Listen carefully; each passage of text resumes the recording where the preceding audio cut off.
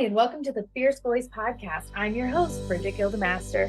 This is a podcast for those who are ready to leave behind survival mode after abuse, where we talk about what it looks like to embody who you are as an individual, learn to love yourself, and bring to light healing after surviving abuse from relationships and religion. Pop your earbuds in to hear heartfelt and powerful intensity from myself and guests. Be ready to put into place actual tools and gather insight for you to use on your healing journey. Today I have Lynda Sunshine West with me. I absolutely adore Lynda. She's actually my publisher of my book. And so absolutely love the journey I've seen her on. We've been at least Facebook friends now for a little over a year. And so she's just an amazing woman. She has so much to share, so much wisdom, so much insight, and she is a ball of sunshine, just like her name is. Like if you need motivation or inspiration, she's like your go-to on Facebook. So I will let her introduce herself a little bit more and tell us a little bit about herself. Awesome. Thanks, Brigette, so much for having me. And I'm excited to share with your audience, things that I've learned along my journey that might be able to help them through their situations. I'm a 38 times, I can't believe when I say it out loud, #1 international best-selling author. And I'm actually the person who's kind of like unlikely to ever be a book publisher. I'm now a book publisher and because I was never interested in reading and was never interested in writing. And so how I got into it is a journey in itself that I probably won't be talking about today. But, there's a lot of things that are ahead of us that we don't know because we're where we are today. We've only gotten through to today. And so, I mentioned that because, through my journey, I never saw myself as being an author, let alone a publisher, and let alone that many books.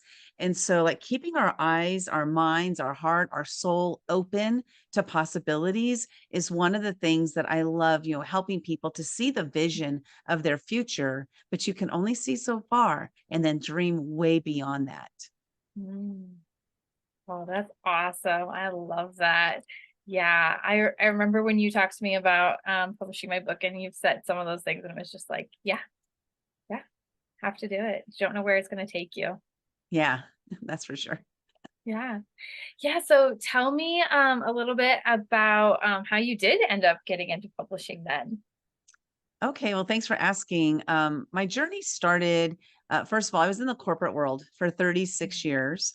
And during those 36 years, I had 49 jobs.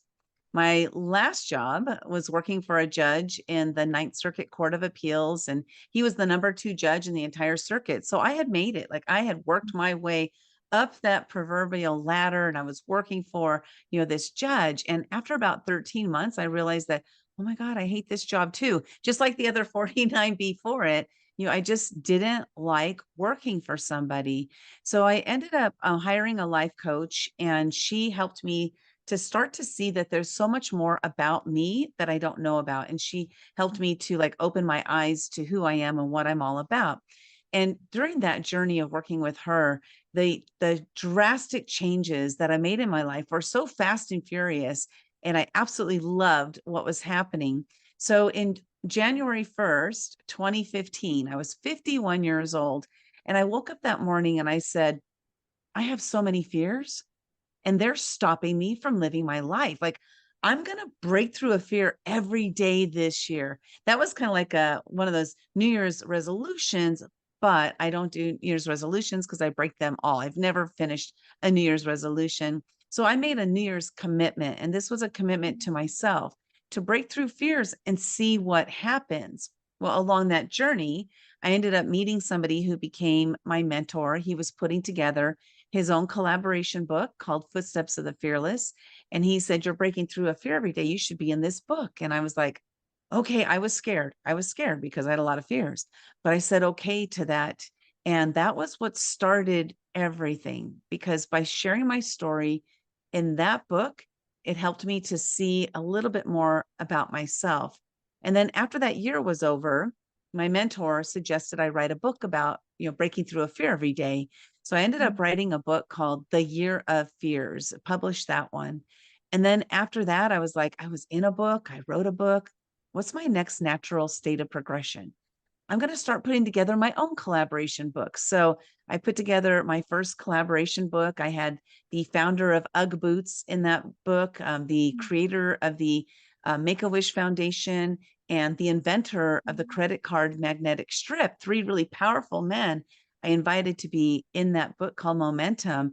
And they all said yes, to being in it. And so I was like, uh-oh, now I have to put together the book because I had a commitment to them, not as much to myself. And so that was the start of it. And after that, I was like, this is fun. I'm going to do it again. And I did it again. And I did it again. And I just kept doing it until just a little over 2 years ago, I was like, I'm a book publisher. Like, this is what I do. I absolutely love this. And I just have, dove into it, head first. And it was so excited of what we've accomplished just from, again, me raising my hand that one time and saying, you know what, I'm going to put my story in a book.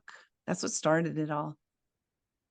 Wow, that's amazing. That's awesome. I know I've heard part of your story, but I hadn't heard all of that. And so, oh my gosh, that's so, so powerful. Um, yeah. So what do you feel was the most impactful fear you overcame and why you were able to overcome it that year? Well, 365 days in a row, right? I'll just share with you like kind of how it looked if anybody wants to try this. So every morning when I woke up, I asked myself three words, and that was what scares me. And then I would lay in bed, and before I would get out of bed, I waited until the first fear popped into my head. And my commitment to myself was that no matter what the fear is, I'm going to break through that fear that day. That was the commitment. And so as I was going through the year, I kind of like started looking about 3 months into it, then like broken through 90 fears. And I start asking myself, like, what's a common theme here? There's got to be something that is, that's a tie-in between these different fears that are showing up. And I had this realization that my greatest fear is actually the greatest fear on this planet. And that was the fear of judgment, the fear of judgment. So, how that looked would be one day my fear was to talk to a stranger in a Starbucks. What if I say something stupid? Right? That's the fear of judgment. Go to a movie theater by myself. What if people look at me and they say, oh, poor thing, she's all by herself. She has nobody. Go to a restaurant and say, just one in my party. Ooh, they're all going to stare at me. They're all going to think that I'm lonely and I don't have anybody. That's what was going through my head every time I would do anything that was by myself. And so my fear of judgment was so strong that that was the fear I had to conquer. Just that only one fear that I really had to conquer. Because once you conquer the fear of judgment, I'll tell you what, your whole life is opened up. And that's what's happened for me. Wow, that's awesome. Yeah. Yeah, yeah.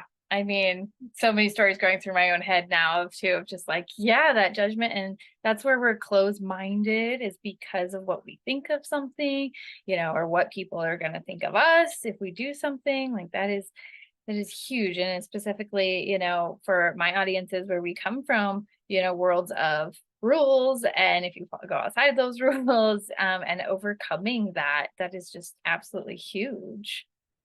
Yeah, I want to share like one of my greatest epiphanies of the fear of judgment. So as time was going on, I attended this event, and I'll share what it used to look like when I would attend an event, and then what happened at this event.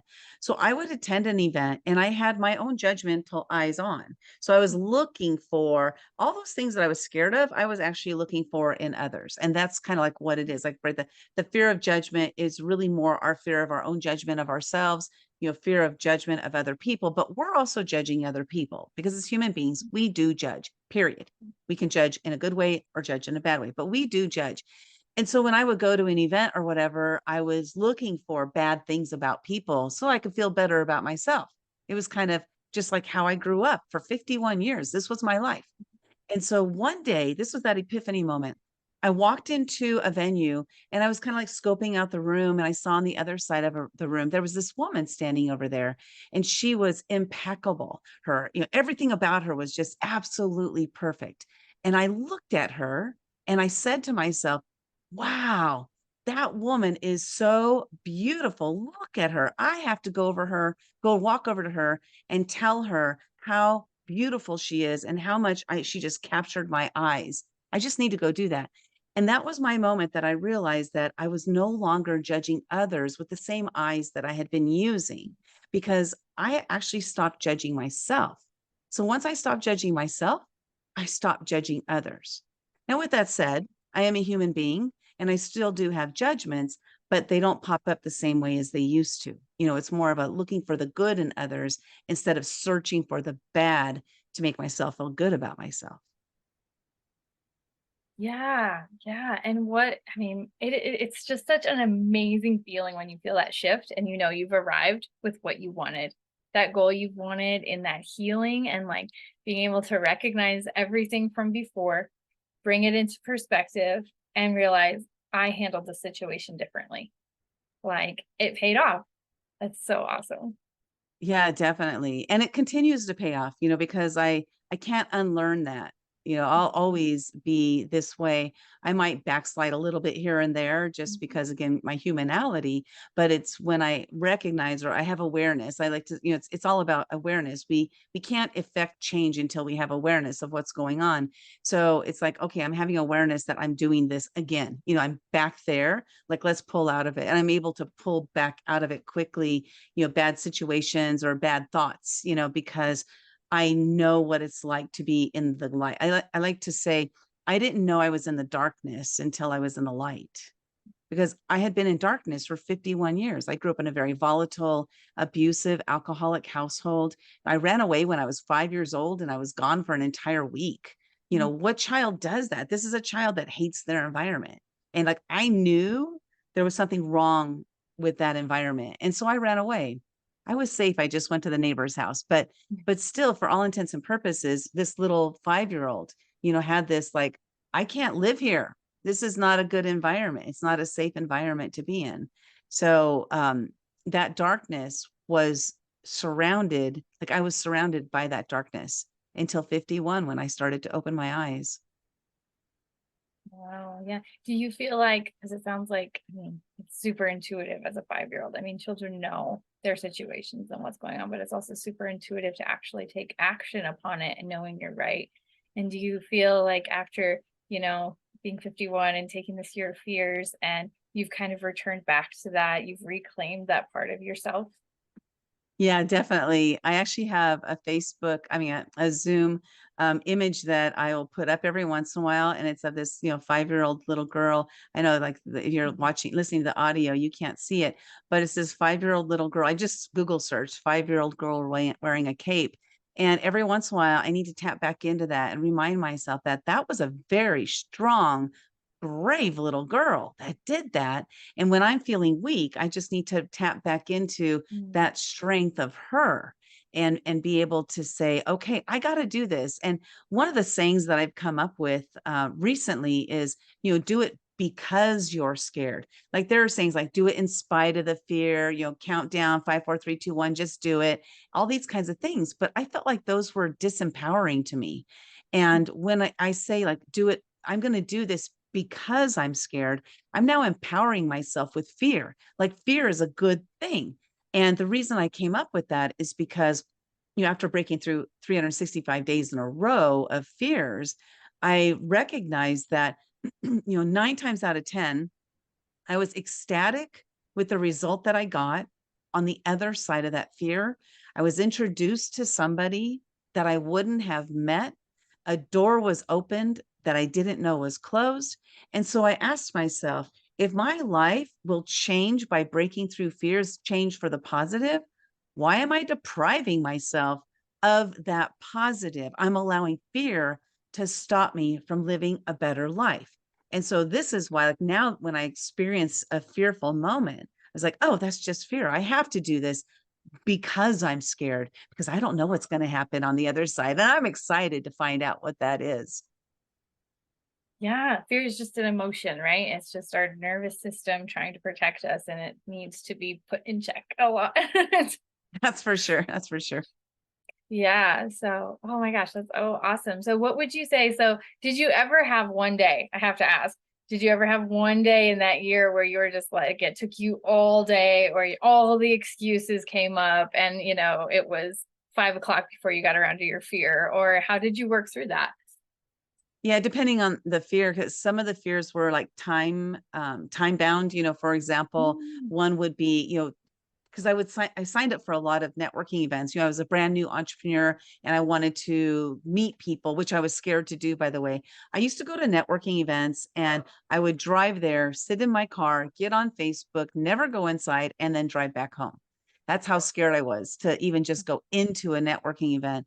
Then once I started going into the networking events, I would go to the table at the back of the room. I would get on my phone and not look at anybody and hope nobody would talk to me. Like that's not really networking, but I was going to the networking events. So some of the fears were like, start a conversation with a stranger, meet two incredible people. So these types of things, those were very time bound because it was during the time of the networking event. So those were some of those, but yeah, several of them I didn't do anything until later in the evening. And that might've been like doing a video, doing a live video, because the Mm. live video was just becoming available, I think around 2015. And so, go do a live video today about XYZ. And so I would just put it off and put it off and put it off until finally I would go do that video. But most of the things were things that I was able to push myself through, pretty quickly to get it done and out of the way, because that agony of waiting, to break through a fear, man, that can just stop you dead in your tracks. And I didn't want to live that life anymore. Yeah, that's a really good point. That fear, or that feeling of that fear building up throughout the day, knowing it's coming, and it just honestly amplifies. It's like stoking a fire, right? It just amplifies that feeling. That's a really good point. Yeah. Yeah. Yeah. And then again, 9 times out of 10, the feeling that we're feeling before leading up to the fear isn't even warranted. By the time we break through the fear, it's like, wow, that was amazing. I'm so glad I did that. So again, why do we deprive ourselves of that success on the other side? Yeah. Yeah, that's a really good point. Yeah. That's awesome. Well, what would you say is the best thing that came out of it, out of your end of year? Oh, so many. Let me see. But the best thing, I'll share an experience that I had that I never ever in my entire life would have had I not broken through those fears, because I never could have imagined it. So one of the things I like to say today is like, we can only imagine up through today, our experiences. But what if we could imagine beyond that, like beyond what our belief is that can happen, and then imagine what other people would believe to be true. So I had this opportunity to interview somebody, and it happened because I asked, just a simple asking. So who it was is the president of Mexico, the country Mexico. I interviewed him in his presidential suite when he was visiting San Diego. Now that never would have happened had I not asked his secretary. I had a connection with his secretary because he was speaking at an event that I was organizing. So I had connection with his secretary, and I said, when he's in town, put me on his calendar because I'm going to come interview him. Like I just basically told her, if he has time, put me on that calendar. And she did. The thing is that if I had thought about it too much, I probably wouldn't have done it. But it was one of those spur of the moment things that I was like, ooh, I'm just going to ask her and see what happens. And I asked, and she said, okay, put me on the calendar. I interviewed him. I walked out of there and I was like, wow, that was my Oprah Winfrey moment. I just interviewed a president. I mean, how cool is that? That was big. That was a big jump from this person who would drive to networking events and never even go inside because I was too scared to talk to anybody, to interviewing a president. That's huge. That is huge right there. I can feel your energy still sinking that in of that person. I can feel I can feel you're relating to both people, and that's amazing. Like it's literally amazing. Yeah, it really is. The things I've done since then, I've interviewed stars on the red carpet at the Academy Awards after party. I just recently came back from an event in New York. It was the Rock and Roll Hall of Fame Mhm. inductee ceremony where I was one of only 15 people in the entire world that were part of the gifting suite where we were gifting gifts to the celebrities. And several of the celebrities were interested in my gift, which what I was gifting them is for us to ghostwrite and publish their story. And so, people like Shaka Khan, who is somebody that I've looked up to since way back in the 1980s, and Sheryl Crow, Adam Levine was there, and Stevie Nicks. Stevie Nicks is interested in us publishing her story. I mean, just thinking about like these things would not have happened had I not broken through those fears, because I wouldn't be where I am today in alignment with the people that I'm in alignment with in order for that to happen. We don't know what's out there. Sky's the limit. Yeah. Yeah. Our current world is only as big as we can imagine it, for sure. Yeah.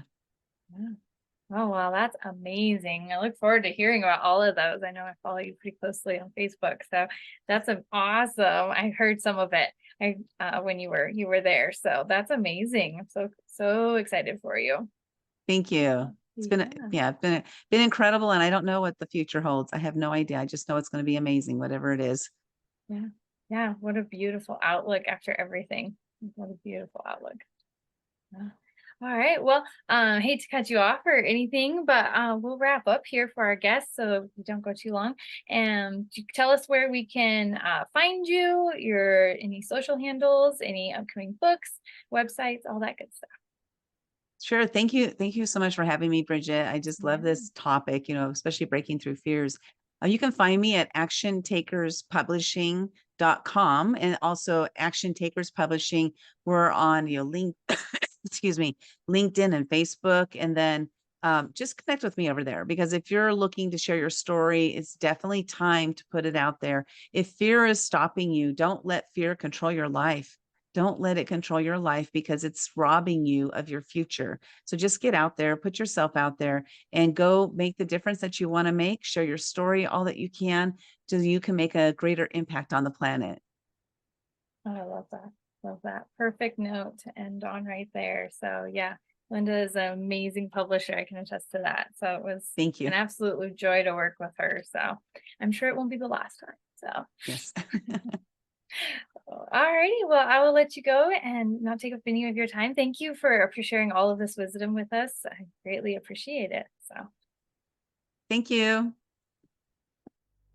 Thank you for joining us today on the Fierce Voice podcast. I truly hope you found healing insight, tools, and a space held for you in this journey. We are all in this together, and you are not alone. You can find me, your host, Brigette Gildemaster, on all social media platforms, and check out my website at www.brigittegildemaster.com, where you can listen to past Fierce Voice episodes, check out my media features, find my books, and inquire about booking me for your next virtual or in-person event. My keynotes are impactful with real-life stories, actionable tools, and inspiration for healing after a life-altering experience. Or check out my workshop event to learn more about how you can prevent abuse in your area. Have a wonderful day, and we'll catch you next time on the Fierce Voice podcast.